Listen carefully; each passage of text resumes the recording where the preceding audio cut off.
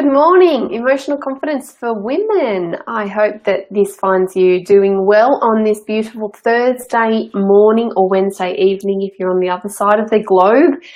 I'm loving this whole new platform, Be Live TV, at the moment because I've actually, it's given me the ability to create an agenda. So today's chat with you is going to be a little bit more structured than normal, and hopefully you'll find that it is even more valuable than some of the other times when I get off on a tangent and just start talking to you, which is also nice, isn't it, that I can just chat to you like girlfriends, because that's kind of what you are as well.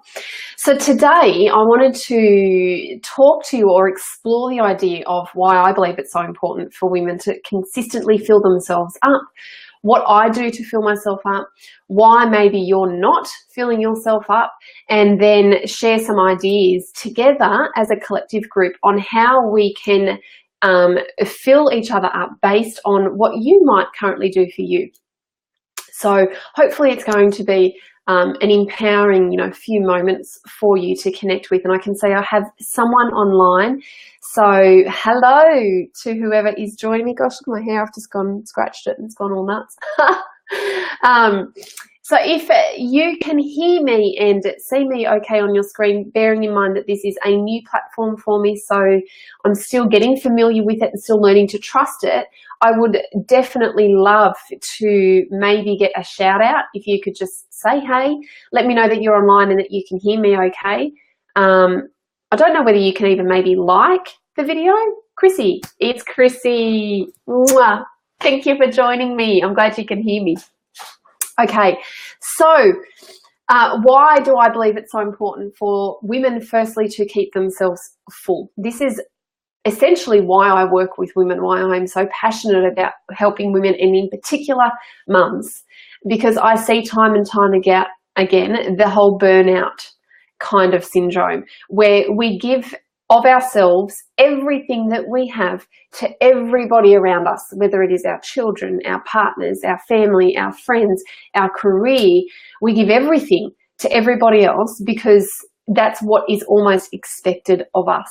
And we continue to push and push and push and give and give and give until what happens for most women is we get to burnout phase, where we have essentially lost sight of what we want as individuals. We lose sight of who we are and how our life looks without serving the needs of others all of the time. Now, I'm not talking about filling yourself up in a way that makes you feel like you're being selfish. It's about balancing your priorities and putting you somewhere in the priority list so that you continue to feel like you have more to give. Good morning, Lisa. The more full you are, the more content you are, the more at peace and joyful and calm that you are, the greater good you're going to be able to be and give and do for everybody who is relying on you. So it's a foreign concept for a lot of women to get their heads around, and the reason that we don't get our heads around it predominantly lies with guilt. We feel that it's selfish, or that we are not we feel guilty when we do give ourselves priority, but it is the greatest gift that you can give yourself. And there are so many different ways that you can fill yourself up. So the trick is to find what works for you, what satisfies you as an individual, not what you think other people expect you to do in this time of filling yourself up, of self-nurturing. What do you actually want to do for you? And then make that happen. Now, something that I like to do for me, so let me just see if this works. I don't know, did that work? I don't know. If something's popped up on the screen, it should say fill yourself up, or maybe that's just my points. Anyway, okay, so what do I do for me? I'm personally, and I know that maybe, I know that would be best for me if I did, but personally, I'm not a fan of exercise. So if filling myself up in terms of physical exercise is not something that excites me, and that leads back into that whole internal motivation, because it's not a priority for me. It would become a chore for me to get into the whole physical exercise thing. Oh, great. It's been on the screen the whole time. Awesome.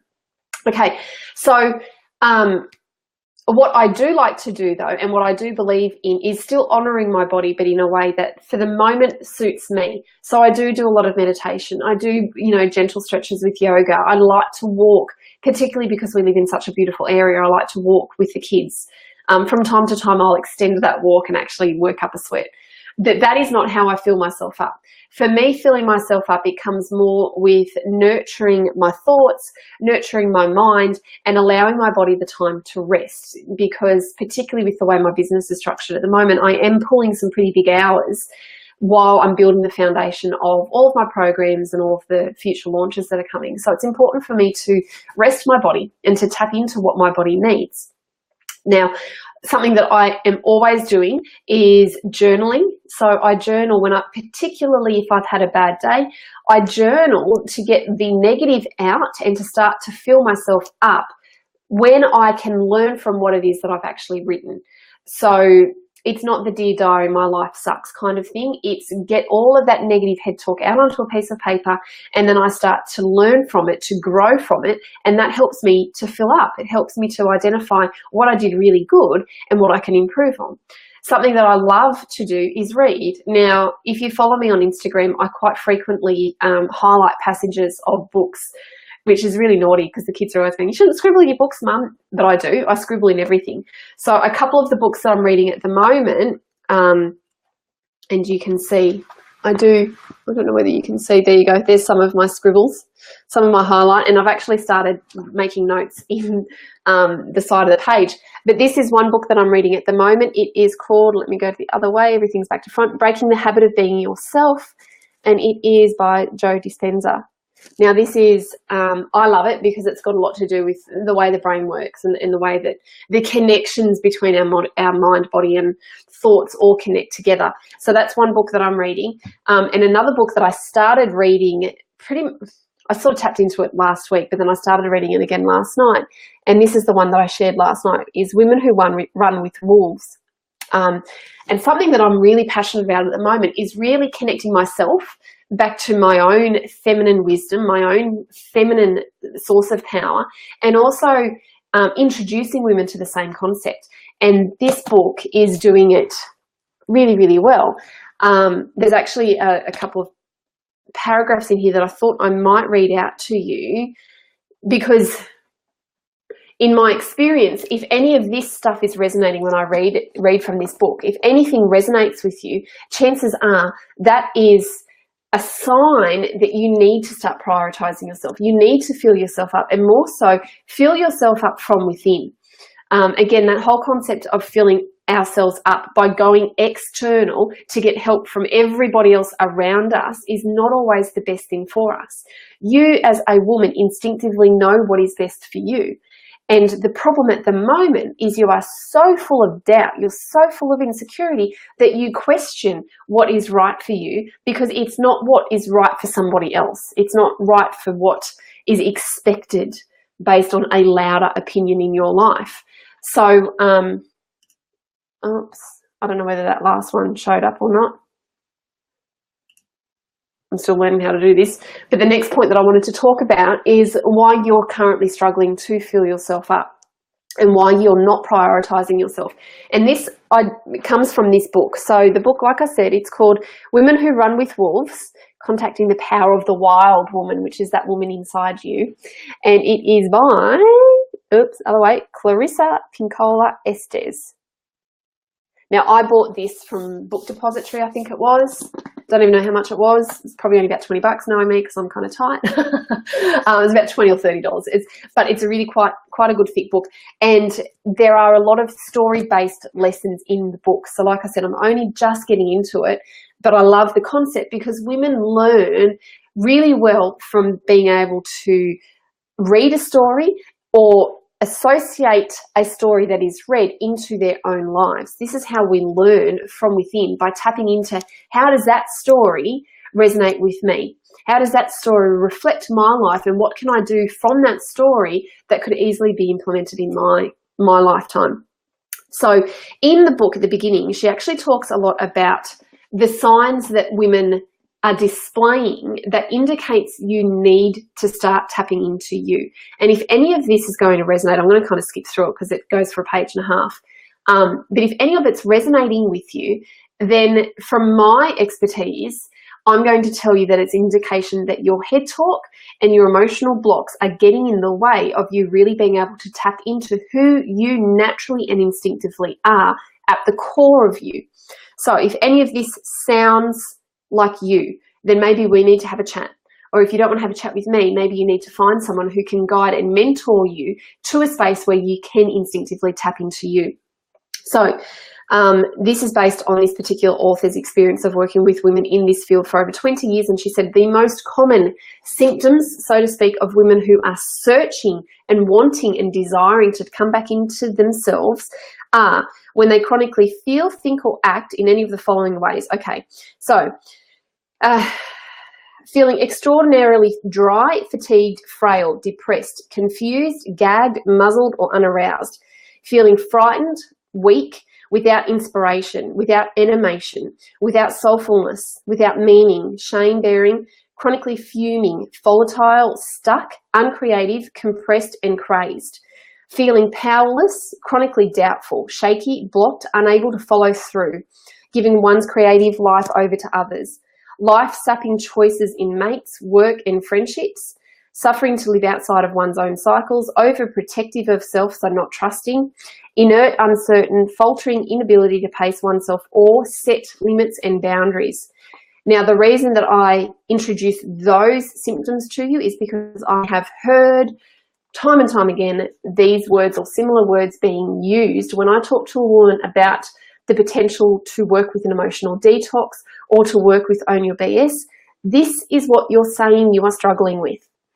And until you recognize that you have the choice and the power to change from the struggle by coming into you and learning from you what you need to build your power back, the cycle is going to continue. So it just it got me thinking last night. I was reading this book until well after midnight because it got me in. It's such a great reflection of where most women sit, and that is so disconnected from themselves. And I know, again, from experience, when I work with women, whether it's through Own Your BS or whether it's the emotional detox, that one-on-one program, the one thing that we achieve time and time again is connection back to self. And that's what most women really want, because everything you need is within you. So I hope that kind of resonated a little bit. I hope maybe it's hit some nerves, because if it has hit some nerves, then maybe it's time for you to address them. Maybe it's time to actually heal the nerves so that you can give more of yourself to everybody that is important to you. Now, some other things that I like to do to fill myself up is to get creative. And you'll notice that a lot of my creativity is spurred on because of my business. So I love to create images. I love to look for mantras and sayings that I can share with other people. I love to build my programs and really tighten the programs up so that they deliver great results. To me, that's a creative outlet that I really, truly love doing. And gentle exercise. For me, gentle exercise. These are the three main things that I do to fill myself up. I fill my mind up with books that cause me to question things, that help me to learn, that help me to analyze my own life and improve my own life. I also read fiction books. So it gives me that escape.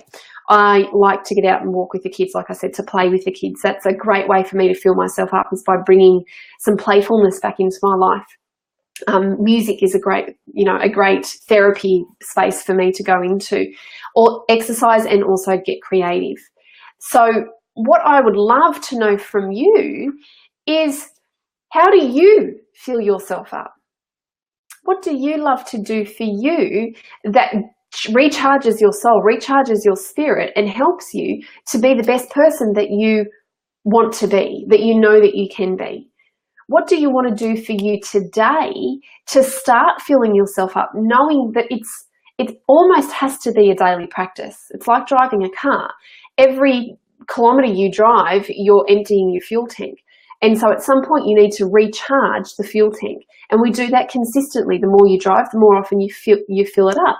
The more often you give yourself to other people, the more important it is for you to give time to you, to fill you back up.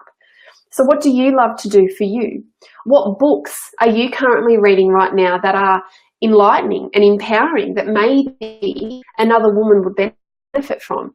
You know, let's make this a community where we can share our resources with one another, knowing that every time we share a bit of wisdom from ourselves to someone else, not only are we strengthening that wisdom within us, we're also giving another woman the gift to be able to do the same.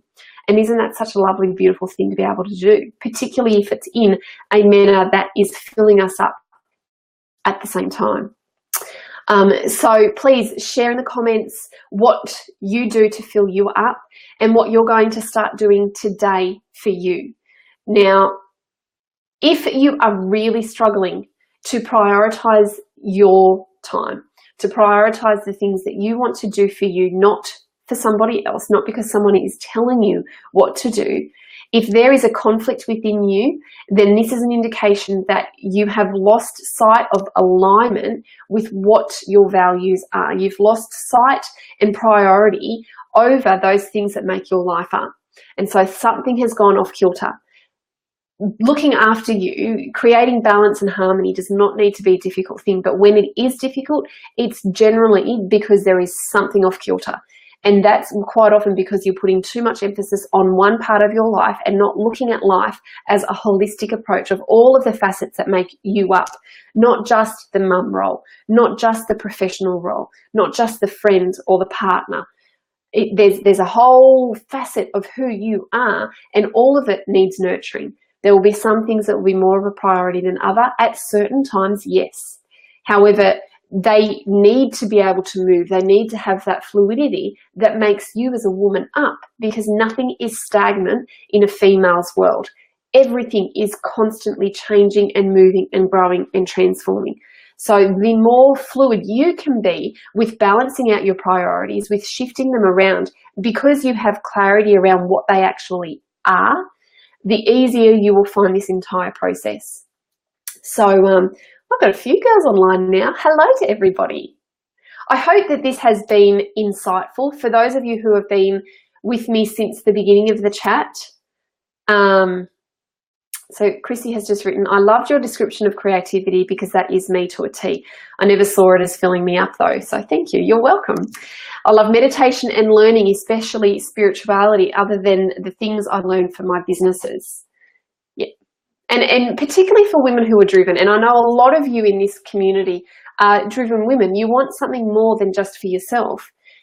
It really is about identifying what you want for you in that particular role. So let's say professional role, what you want for you in the personal role, and then what you want for you as the individual role, and then finding the common connections that tie the whole lot in together. Because when we are able to work with the common connections, everything across the board benefits. And so we, instead of just focusing on that one aspect, we focus on on that one part of that aspect that can benefit everything mutually. And that's where balance and harmony comes from. I don't know whether I explained that very well, but I hope it makes sense. Thank you for the feedback, Chrissy. That is really lovely. And meditation, meditation doesn't have to take 14 hours a day. It doesn't have to be this big thing. Even just being able to close your eyes and come into you and see the thoughts and allow the thoughts to go, just calm your mind. And if you've watched any of my past webinars where I teach the peace of mind strategy, I've done videos with Olivia in this group where I actually taught her the peace of mind strategy in a different manner. It's just go back through the videos and try and find that expanded vision, peripheral vision, or peace of mind. I call it various things at different times. That even if you can just go into that state and then close your eyes and just sense the space all around you, this is a form of meditation. It will allow you to recenter. It will allow you to come into you and identify what it is that you need for you right now. Identify that thing and then go and do it. Give yourself permission to do what you need to do for you. And know the more you dedicate yourself to filling yourself up consistently, the stronger you will be able to be for everybody else. You will give more. You will have more love, more courage, more strength, more connection to give to those people that you constantly put in front of you right now. So I hope that has helped. I hope that you're enjoying this new sort of platform in regards to the Q&A and the agenda. If that all came up on the screen, then I'm loving it. And I really look forward to, you know, some of your comments on what you do for you. What are the books that you're reading right now? What can I get my hands on? And how can I learn from you based on what you're reading? Share that information, because I have a goal. Let me show you. I don't know whether I'm going to be able to show you or not. See? Okay, see my middle bookshelf there? So what you're looking at the moment is one of my vision boards. So this is another way that I fill myself up. I sit in front of my vision board and I imagine myself traveling the world with my family and working all around the world on, you know, online with my clients. So you're looking at my vision board, you're looking at my husband's bookwork. That's kind of boring. But outside of my husband's bookwork is my library that I consistently come back to. These are my favorite books and my resources. These are where I draw inspiration for chats when I'm connecting with you girls. And my goal is to fill that entire bookcase up with books that empower and inspire me. So if there's books that you love, I would love to know what they are. Chrissy has written again, gosh, you're on fire today, darling. I always do the 21-day challenge with Oprah and Deepak. Yes, I've done that a couple of times as well. Great series. I have also come across binaural beats through Mind Valley. Binaural beats. Kelly Howe, Chrissy, is a lady who does some fantastic mind beat meditations. You can find some of her work on YouTube or Google her. I'm sure you can actually purchase some of her stuff.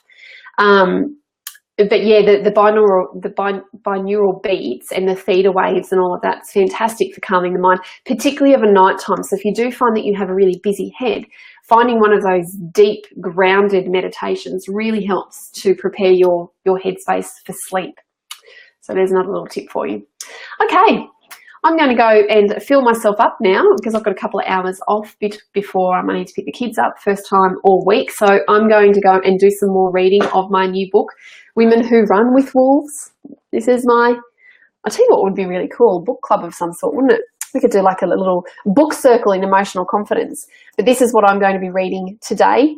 I will share with you any more insights that I had. There's actually one of the first stories that they talk about is great. She talks about I'm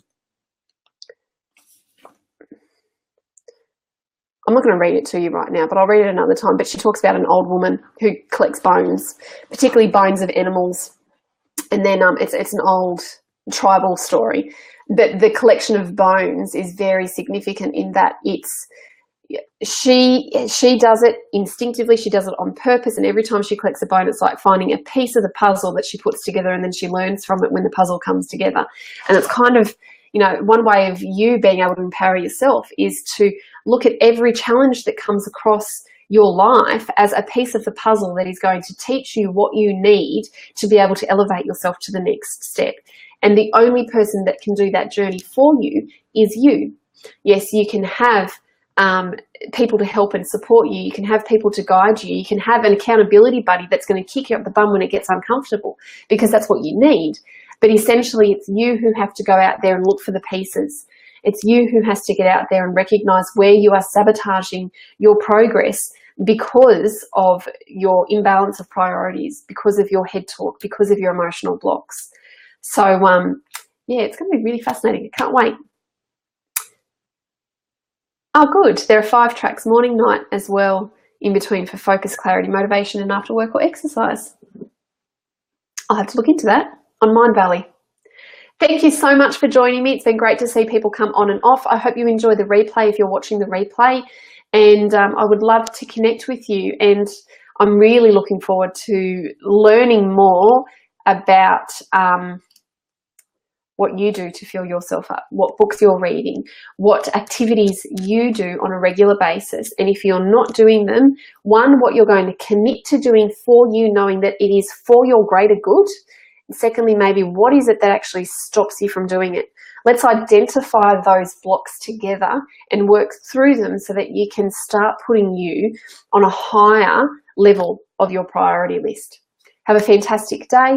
Love to every single one of you. Strength, courage, and connection to you, my darling friends. And I'll talk to you all soon.